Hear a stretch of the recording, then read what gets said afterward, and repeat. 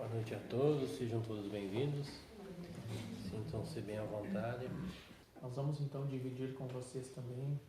Então essa mensagem, ela chegou no dia 24/11/2021. Ela é uma psicografia, que é uma mensagem escrita. Ela foi ditada pelo Espírito Cecília através da médium Janaína. E a mensagem diz: sois a luz desta terra árida de amor. Sois a bondade onde muitos nem conhecem o verdadeiro caminho. Sois o sal da terra, do Pai amado e misericordioso, onde tudo é possível pelo amor maior. Não duvides do auxílio, não temeis o caminho árduo. Aceitem firmes a missão que para muitos outros ainda não está clara. O sal da terra, do amor do Cristo, está com todos os que buscam firmes o caminho do amor, da caridade, da bondade. Sorri a todos e dai de graça o que de graça recebestes. Amai-vos com intensidade, sem preconceitos ou rótulos. A verdadeira missão é a luz, é o amor, é o Cristo. Auxiliar é uma dádiva. Segui firmes no caminho e persistas. Não desistas da missão maior. Os apegos terrenos devem ser deixados para trás, para a ascensão na luz. Segui firmes e não hesitar. Essa é a missão. Cecília. Então, dando seguimento aos estudos do livro Evangelho segundo o Espiritismo, nós estamos vendo o capítulo 9, que nos fala sobre a passagem bem-aventurados os que são brandos e pacíficos. Nós estamos vendo então o item obediência e resignação. Número 8. A doutrina de Jesus ensina em toda parte a obediência e a resignação, duas virtudes companheiras da doçura, muito ativas, embora os homens as confundam erradamente com a negação do sentimento e da vontade. A obediência é o consentimento da razão. A resignação é o consentimento do coração. Ambas as forças ativas, porque carregam o fardo das provas que a revolta insensata deixa cair. O frouxo não pode ser resignado, não mais do que o orgulhoso e o egoísta não podem ser obedientes. Jesus foi a encarnação dessas virtudes desprezadas pela antiguidade material. Ele veio no momento em que a sociedade romana perecia nos desfalecimentos da corrupção. Veio fazer luzir, no seio da humanidade abatida, os triunfos do sacrifício e da renúncia carnal. Cada época está, assim, marcada com o selo da virtude ou do vício, que a deve salvar ou a perder. A virtude da vossa geração é a atividade intelectual. Seu vício é a indiferença moral. Eu digo somente atividade, porque o gênio se eleva de repente e descobre sozinho os horizontes que a multidão não verá senão depois dele. Ao passo que a atividade é a reunião dos esforços de todos para atingir um fim menos grandioso, mas que prova a elevação intelectual do maestro. Submetei-vos ao impulso que viemos dar aos vossos espíritos. Obedecei à grande lei do progresso, que é a palavra da vossa geração. Ai do espírito preguiçoso, daquele que fecha seu entendimento. Infeliz, porque nós, que somos os guias da humanidade em marcha, o atingiremos com o chicote e forçaremos sua vontade rebelde no duplo esforço do freio e da espora. Toda resistência orgulhosa deverá ceder, cedo ou tarde, mas bem-aventurados os que são brandos, porque prestarão dócil ouvido aos ensinos. Lázaro, Paris, 1863. Então nós já aprendemos, nos estudos anteriores, que o orgulho e o egoísmo são os causadores da maioria dos nossos defeitos, e que em cada encarnação nós viemos para corrigir esses defeitos que ainda faltam serem lapidados em cada um de nós, né? E se nós formos fazer um exame minucioso das nossas faltas, daquilo que ainda temos a melhorar, nós vamos ver que no orgulho e no egoísmo está a maioria daquilo que ainda falta ser melhorado em cada um de nós, né? Está nascendo sempre do orgulho e do egoísmo. Porque se formos orgulhosos e egoístas, nós vamos sempre estar nos achando superior aos outros ou pensando só em nós mesmos, contrariando a lei da caridade e da humildade, que são, ao contrário disso, as bases de todas as virtudes. Então, todas as virtudes elas estão contidas, né, na humildade e na caridade. Então, o que está nos dito aqui com esse parágrafo que foi lido sobre esse espírito, né? Obediência e resignação. Obediência a quê? Obediência às leis de Deus, que são imutáveis. Deus, quando criou tudo o universo, que não está ainda no nosso entendimento e na nossa capacidade de entendimento de saber como é que se originou tudo, nem a ciência tem essa resposta, e nem os espíritos que já estão do outro lado, inclusive que já são mais adiantados que nós, eles também ainda não têm essa resposta, né?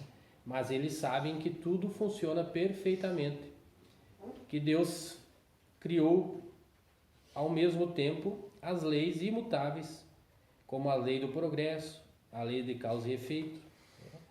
E tudo obedece a essas leis. Por mais caótico que nos pareça as coisas, nós enxergamos do ponto de vista material. Mas se nós formos estudar o espiritual e começarmos a olhar do ponto de vista espiritual, nós vamos ver que tudo tem um porquê, tudo tem um motivo para estar acontecendo dessa forma. E que cada ação vai ter uma reação e que cada ato praticado hoje vai ter um reflexo no amanhã. Por isso que nós devemos nos melhorar e tentar fazer e praticar os melhores atos hoje, porque cada coisa que fizermos vai refletir no amanhã. Se hoje nós estamos colhendo momentos difíceis, coisas ruins, porque nós vivemos num mundo de provas e expiações, e nós temos que resgatar atitudes que tivemos no passado, erros de escolhas ou de vidas anteriores. Mas se nós começarmos hoje a tentar acertar e fazer o melhor, nós vamos já estar plantando uma colheita melhor no nosso futuro. Então, quanto mais nós nos livrarmos do peso do orgulho e do egoísmo, mais fácil vai ser para nós trajetarmos esse caminho, né? Para nós seguirmos em frente, aprendendo e lapidando cada vez mais aquelas mazelas negativas que ainda temos que melhorar. Logicamente que numa vida única, numa encarnação única, nós não vamos melhorar tudo isso que precisamos, né? Mas em cada uma delas nós estamos tentando melhorar um pouco, né? E segundo o que a gente estuda, hoje nós somos a nossa melhor versão, né? Imagine então atrás, né, as outras versões anteriores, né? Se hoje nós somos a nossa melhor. Então, cada pontinho que nós conseguirmos melhorar nessa encarnação atual vai ser um mérito a mais no nosso retorno à pátria espiritual. No nosso plano reencarnatório, a gente vem com metas, mas nem sempre a gente consegue cumpri-las. Quase sempre a gente volta para lá e se decepciona consigo mesmo ao saber que veio com as metas bem mais altas do que aquilo que a gente conseguiu cumprir, né? Então, quanto mais nós tentarmos não pensar só no material, pensarmos, claro, temos que pensar na nossa sobrevivência, na nossa subsistência aqui, mas também pensar no espiritual.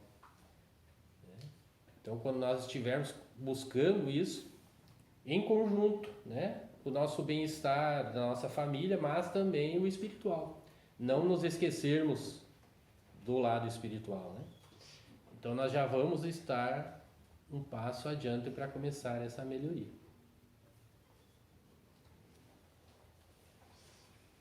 A cólera, número 9. O orgulho leva-vos a crer mais do que sois, a não poder sofrer uma comparação que possa vos rebaixar, a vos considerar ao contrário, de tal modo acima dos vossos irmãos, seja como espírito, seja como posição social, seja mesmo como superioridade pessoal, que o menor paralelo vos irrita e vos fere. O que ocorre então? Entregai-vos à cólera. Procurai a origem desses acessos de demência passageira que vos assemelham aos animais, fazendo-vos perder o sangue frio e a razão. Procurai e encontrareis, quase sempre, por base, o orgulho ferido. Não é orgulho ferido por uma contradição que vos faz rejeitar as observações justas, que vos faz repelir com cólera os mais sábios conselhos? As próprias impaciências que causam as contrariedades, frequentemente pueris, prendem-se à importância que se atribui à própria personalidade diante da qual se crê que tudo deve se dobrar. Em seu frenesi, o homem colérico ataca tudo, a natureza bruta, os objetos inanimados, que quebra porque não lhe obedecem. Se nesses momentos pudesse se ver com sangue frio, teria medo de si ou se acharia ridículo. Que julgue por aí a impressão que deve produzir sobre os outros. Quando não fosse senão por respeito a si mesmo, deveria esforçar-se por vencer uma tendência que faz dele objeto de piedade. Se imaginasse que a cólera não resolve nada, altera sua saúde, compromete-lhe a vida, veria que é sua primeira vítima. Mas uma outra consideração deveria, sobretudo, detê-lo: o pensamento de que torna infeliz todos aqueles que o cercam. Se tem o coração, não terá remorso em fazer sofrer os seres que mais ama? E que desgosto mortal, se num acesso desatinado cometesse um ato de que tivesse que se censurar por toda a sua vida?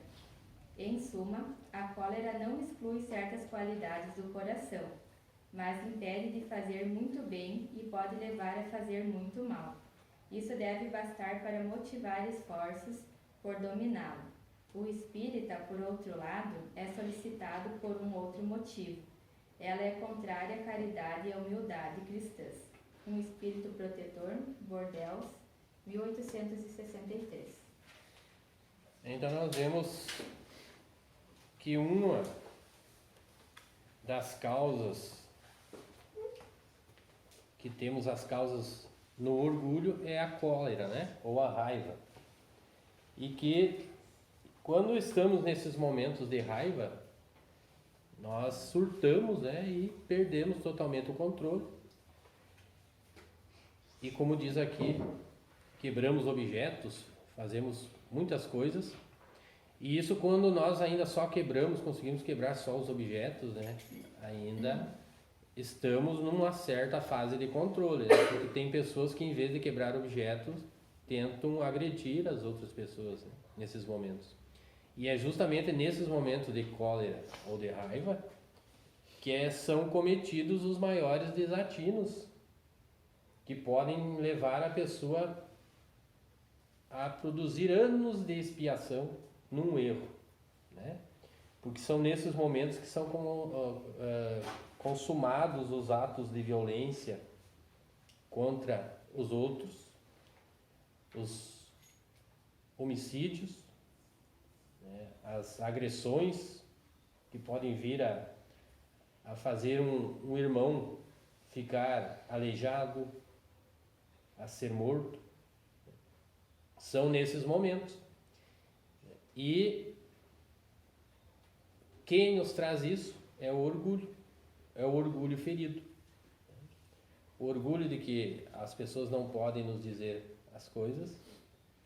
Muitas vezes os dois estão errados, mas os dois têm o orgulho exacerbado e nenhum tem a tendência a deixar passar e perdoar naquele momento, né? Ou deixar esfriar os ânimos. E quanto mais os dois têm esse orgulho elevado, mais perigoso e problemático é a situação, né? Então é nesses momentos em que se dá a maioria das tragédias que a gente vê por aí. Isso pode acontecer na própria família, entre irmãos, entre casais, entre amigos e entre estranhos, né? Tudo vai depender do grau de orgulho que você tem. Para você dominar isso é cada vez maior a dificuldade, quanto maior é o teu orgulho. Quanto mais humilde você é, mais fácil é de controlar isso. Você já não vai se importar de não ter a razão naquilo que está naquele momento, né? Então, mais fácil é de controlar. Então aí está um exemplo claro do que o orgulho e a humildade, qual a diferença dos dois, qual dos dois pode nos guiar para melhorar o nosso ato, né? Então, logicamente que quanto mais humildade tivermos, mais fácil é de nós acertarmos as decisões de nossas vidas, né?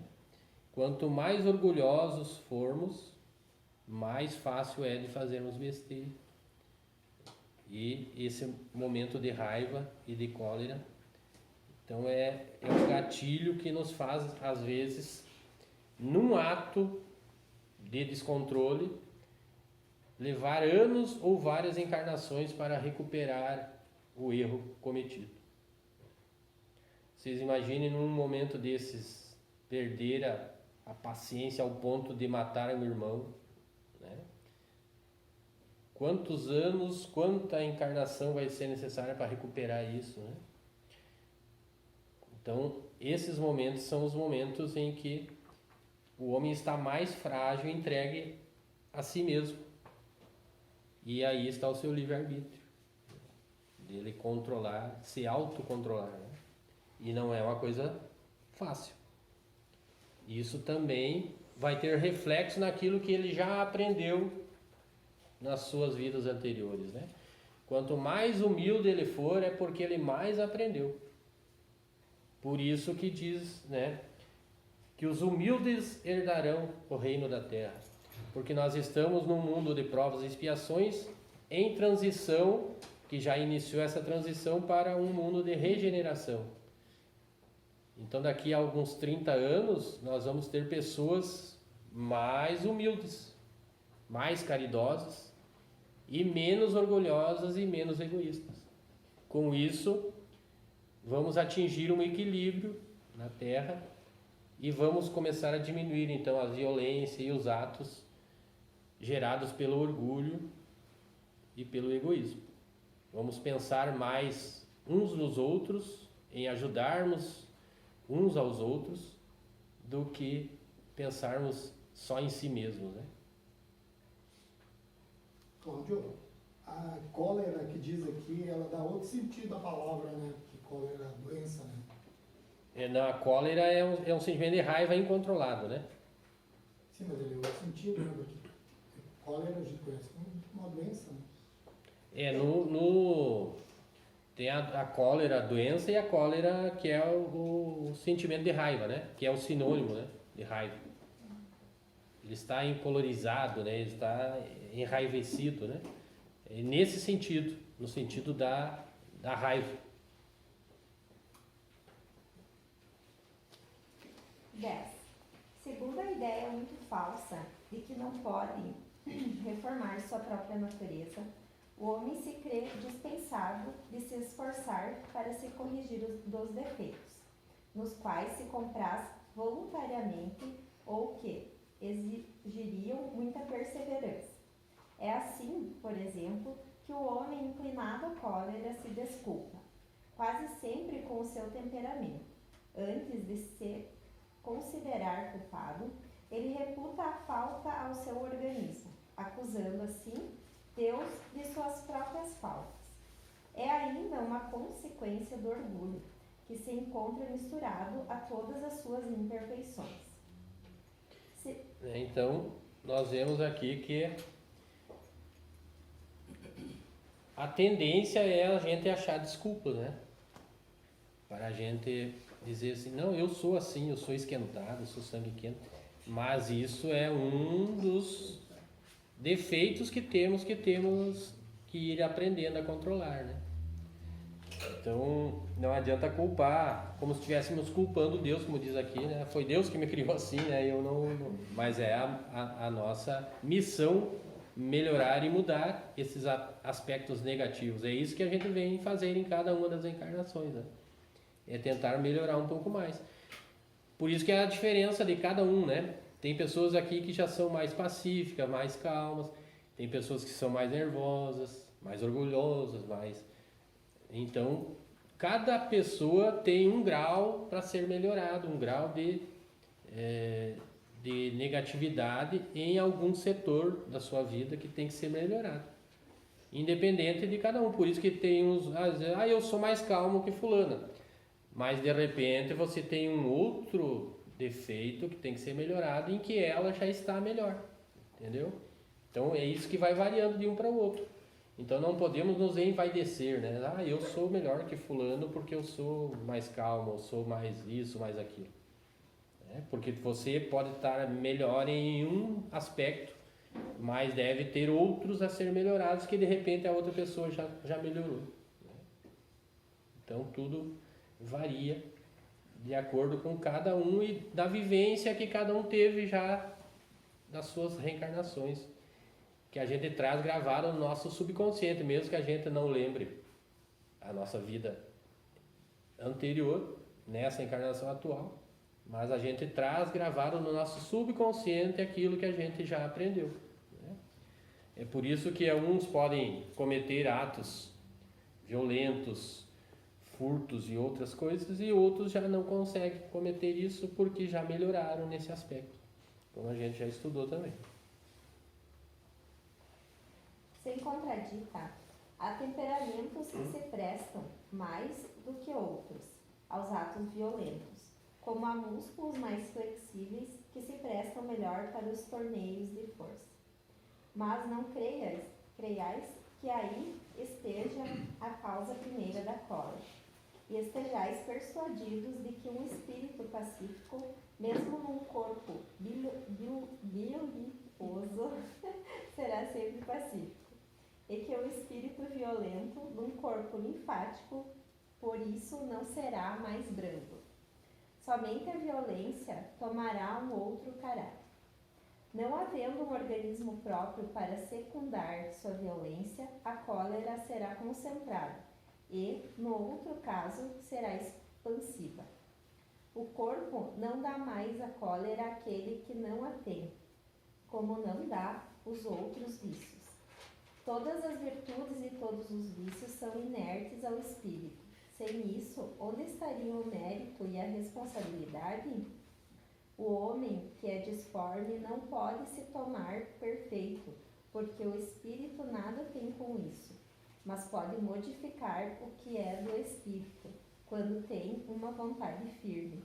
A experiência não vos prova, espíritas, até onde pode ir o poder da vontade, pelas transformações verdadeiras, miraculosas que vedes se operar? Dizei-vos, pois, que o homem não permanece vicioso senão porque quer permanecer vicioso, mas aquele que quer se corrigir sempre o pode. De outra forma, a lei do progresso não existiria para o homem. Hahnemann, Paris, 1863. Então, o homem que nasce com um defeito físico, ele não pode mudar isso, né? Ele pode superar essas dificuldades através de meios que ele acaba se desenvolvendo para compensar aquela dificuldade física, né? Mas os defeitos morais, todos nós temos condições de melhorar, né? Aquelas coisas que são internas relativas aos sentimentos, né? Isso pode ser melhorado em qualquer um, basta o querer e o livre-arbítrio de você exercer sobre si mesmo essa melhoria, né? Então, é aqui que quer dizer isso, né? Que o homem deformado não pode tornar-se direito, porque os defeitos que são físicos, então a pessoa vem e se ela aceitar isso com resignação, ela vai superá-los de outras formas, criando outros meios de superar aquela deficiência. Mas os defeitos morais, não há desculpa, né? Se você não se melhorar, é porque você não está querendo se melhorar, porque a todos é dado essa possibilidade. Só uma observação aqui também diz que não depende, né? A cólera ou a raiva não depende do corpo físico. Vocês podem, não é porque uma pessoa é grande, é forte, que ela vai ser uma pessoa raivosa, que vai ser uma pessoa violenta, né? Independe do corpo físico. Isso está no seu interior para ser melhorado. Ela já vem com esse defeito para ser melhorado. Então pode acontecer que a pessoa é franzina, baixinha, e é invocada, e é braba, e é violenta. E uma pessoa que tem uma estatura grande, é forte e é uma pessoa pacífica, né? Até comento, né, que os baixinhos são invocados, né?